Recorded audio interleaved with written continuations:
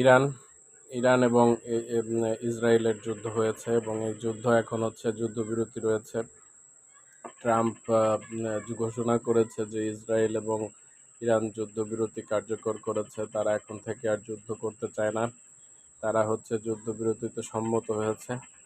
আর অন্যদিকে ইরানের সর্বোচ্চ ধর্মীয় নেতা এতদিন পরে তিনি প্রকাশ্যে এসেছেন, তিনি বলেছেন যে আমাদের ইরানিরা হচ্ছে সাহসী জাতি, বীরের জাতি, তারা হচ্ছে মৃত্যুকে ভয় করে না, তারা ইসরায়েলিদের বিরুদ্ধে যুদ্ধ করেছে এবং তিনি যারা শহীদ হয়েছেন ইসরায়েলিদের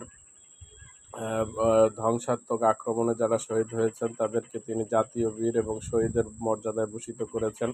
ইরানের সর্বোচ্চ ধর্মীয় নেতা আয়াতুল্লাহ আল খামেনি তিনি আজকে একটি ভিডিও বার্তায় সমগ্র মুসলিম বিশ্বকে, যারা তার একটি বার্তার অপেক্ষায় ছিল, সেই বার্তায় তিনি বলেছেন যে ইরানি জাতি হচ্ছে বীরের জাতি, তারা যদি আবার প্রয়োজন হয় আবার যুদ্ধ করবে, তাও হচ্ছে ইসরায়েলি এই ইহুদিদের বিরুদ্ধে তারা সংগ্রাম করে যাবে তাদের, এবং আমেরিকার বিরুদ্ধেও তারা সংগ্রাম করে যাবে এবং যতদিন প্রয়োজন হয় তারা যুদ্ধ করে যাবে। এবং ইরানির জাতিরা হচ্ছে বীরের জাতি, তারা মৃত্যুকে ভয় করে না, এটাও তিনি উল্লেখ করেছেন তার আজকের বক্তব্যতে।